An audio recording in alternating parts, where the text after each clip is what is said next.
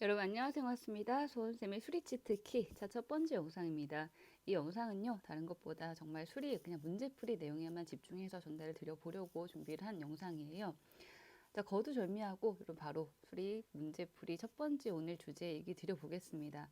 자, 첫 번째는 제가 수업 시간에 가장 많이 얘기를 하기도 하고 실제 시험에서도 많이 활용되고 있는 개념이죠. 이제 가중평균이라고 하는 개념, 그걸 갖고 이제 응용수리 문제 푸는 것들 좀 보여드릴 건데, 자, 일단 문제부터 바로 오픈을 해볼게요. 농도 문제 유형으로 시작을 해볼 겁니다. 오늘은 농도 문제 유형 이걸 첫 번째로 준비한 이유가 있는데요. 이 문제를 제가 이제 그 가중평균 방법으로 말씀을 드리면 많은 분들이 그 방법으로 풀면 쉽게 해결되는 건 알겠는데 어떤 경우에는 바로 정말 쉽게 보이기도 하고 어떤 경우에는 그 방법이 빨리 안 보입니다. 어떻게 해야 쉽게 접근해 볼 수가 있을까요? 이런 얘기를 참 많이 하시거든요.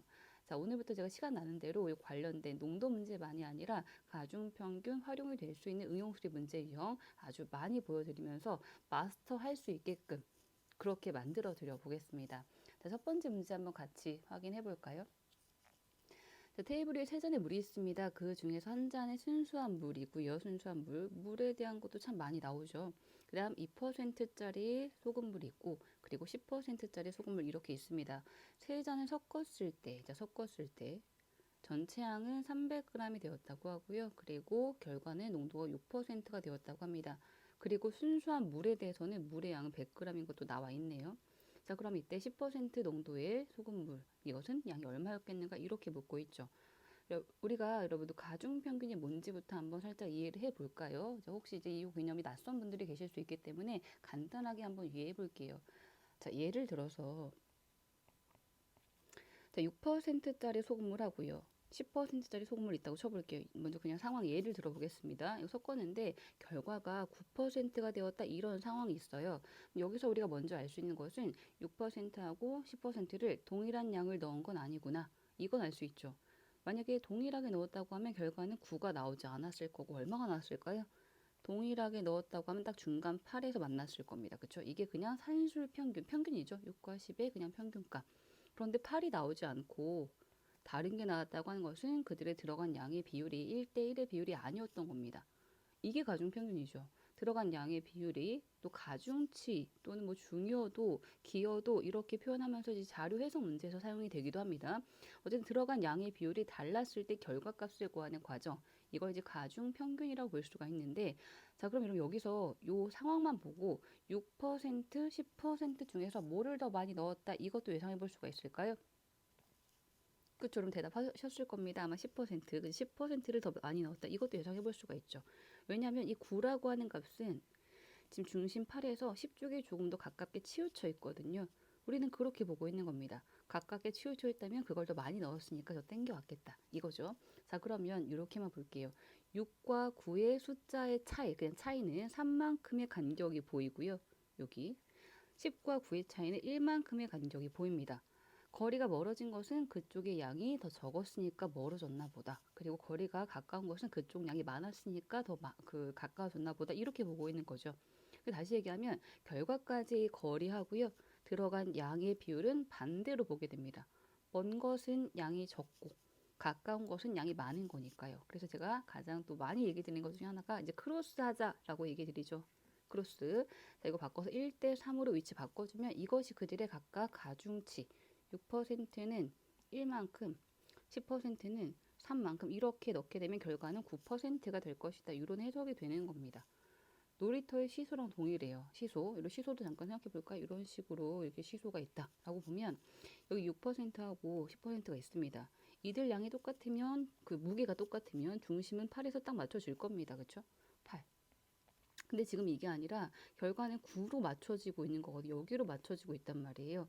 그리고 시소에서도 무게가 다르면 중심에서 앉는 거리도 달라져야 되겠죠.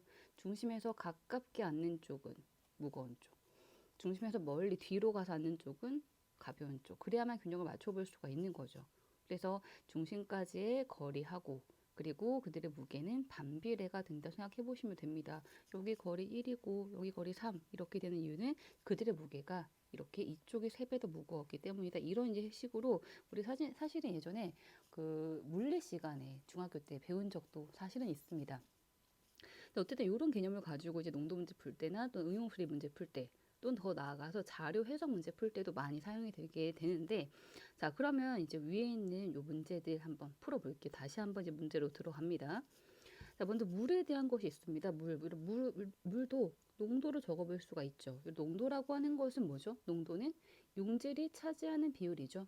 소금이 얼만큼 있는가, 또는 설탕이 얼만큼 있는가, 또는 우리가 여러분 드시는 알코올, 술의 도수가 되는 것도 알코올의 함량, 뭐 4.5도, 뭐 11도 이렇게 얘기하는 것도 다 알코올의 함량이죠. 그런데 물은, 이런 문제에서 물은요, 소금이, 설탕이, 즉 그 용질이 없다는 의미를 갖고 있기 때문에 제로가 됩니다. 0% 이렇게 적어볼게요.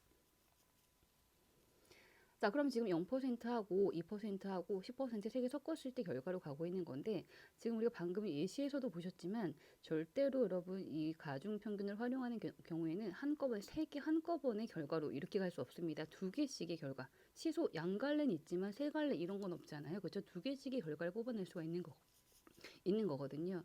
자, 그럼 볼까요? 0%하고 2%하고 10%.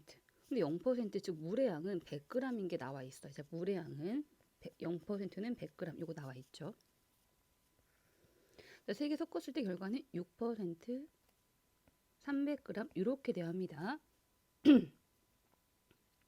이렇게 돼야 하는데, 우리는 하나 더 생각할 수 있는 것은 제가 두 개씩은 섞을 수 있지만 세 개 한꺼번에 결과로 갈 수는 없다고 했습니다. 그러면 0% 정보는 다 있으니까, 물의 정보 다 있으니까 모르는 쪽으로 하나로 합쳐보시는 거예요.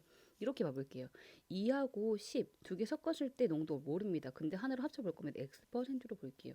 근데 이것의 양은 알 수가 있죠. 왜냐면 여기 100이 있는데 합은 300이 되는 거거든요. 그럼 이들의 합은 200g이 되겠다. 이것까지 우리가 예상해 볼 수가 있겠습니다. 그렇죠?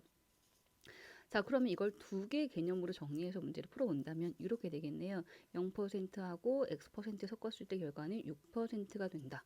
그런데 이 0%가 들어간 양, 물의 양은 100g인 거, 그리고 X%는 200g인 걸 알 수 있습니다. 비율로 바꿀게요. 조금 더 간단한 정수비로 바꾸면 100대 200은 몇 대 몇인가요? 1대 2가 되겠고, 자, 우리 위에서도 지금 적혀 있지만 결과까지의 거리비하고 그리고 들어간 무게비는 반대가 되고 있죠. 그럼 지금 무게비가 1대 2라면 결과까지 거리비 여기는 2대 1로 바뀌게 됩니다. 자, 근데 여러분 하나 더. 0하고 6의 실제 숫자 차이는 우리가 구할 수가 있어요. 그죠? 0과 6의 차이는 얼마죠? 여기는 6이죠. 근데 2의 비율이 실제 차이 6을 가리키고 있다면, 그러면 2가 6이면 1은 얼마가 될까요? 비례식의 원리에 의해서 2가 6이면 3배가 되는 거니까 1은 3을 의미하게 되겠네요. 여기 구해주시는 겁니다. 그쵸? 여기. 그럼 여러분 x값이 바로 나와야 되겠습니다. 6에서 3 차이가 나는 x값은 얼마가 될까요? 여기는? 그쵸? 9가 되겠죠. 지금 답변하셨을 거예요. 근데 여기서 이런 얘기도 하실 수 있어요. 6에서 3 차이가 나는 것은 9 말고 3도 있지 않나요? 작은 쪽으로 갈 수도 있는 거 아닌가요? 이런 얘기를 하실 수도 있겠는데, 지금 어쨌든 여러분 0하고 x 섞었을 때 결과가 6이 나왔다고 하는 것은 6은 0과 x의 사이에 있는 어딘가 값이 나온 거죠. 섞었을 때 결과인 거니까. 그래서 한쪽이 6보다 작은 수 0이 있으면 x는 6보다 큰 쪽으로 가야 되는 그런 원리에 의해서 양쪽의 거리 부호는 반대가 돼야 합니다. 그래서 x는 6에서 3 커진 9가 되는 거고요. 여기를 구했네요. 그죠? 여기 x값 9로 구했습니다. 그럼 우리는 이제 아래쪽에 있는 이 부분에 대한 크로스만 잘 해주시면 정답 나오는 거죠.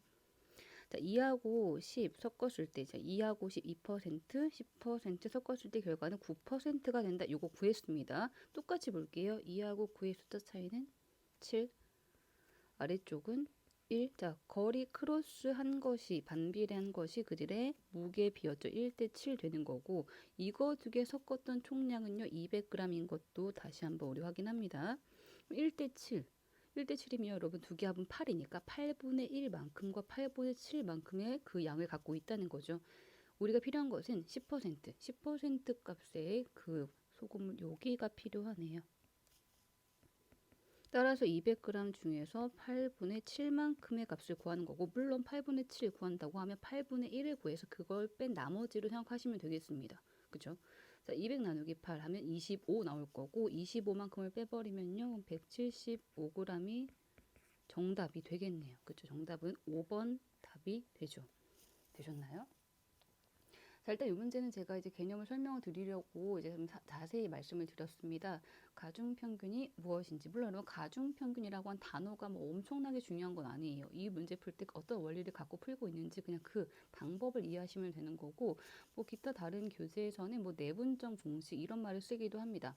가중평균이든 뭐 내분점 공식이든 어쨌든 섞었을 때 결과 농도는 그 각각의 숫자상의 차이, 그 거리하고 그 들어간 무게비가 반비례인 것이다. 이걸 갖고 이제 문제를 풀이하는 거, 이 원리를 기억하시면 되겠고요. 그리고 이 첫 번째 문제도 약간 응용이 된 버전이에요. 단순 두 개만 섞은 것이 아니라 물 농도 0% 설정하고 그리고 한 번, 두 번까지 가서 정답이 나왔죠. 모르는 쪽에 대한 농도를 하나로 합쳐서 X로 설정하는 것도 우리가 굉장히 중요한 포인트로 좀 가져가야 되는 부분인 거거든요. 자, 첫 번째 문제, 이거 혼자서 다시 풀어보셨을 때 한 3, 40초? 적어도 1분 이내에 해결이 될 수 있게끔 연습을 한번 해보시면 분명히 이후 문제 풀 때 도움이 되실 거라고 장담합니다. 자, 오늘 이렇게 첫 번째 가중평균 농도 문제 풀어봤고요. 여러분, 소원쌤의 수리 치트키, 저의 치트키가 여러분들의 치트키가 되는 그날까지 문제풀이 계속됩니다. 다음 영상에서도 뵐게요. 감사합니다.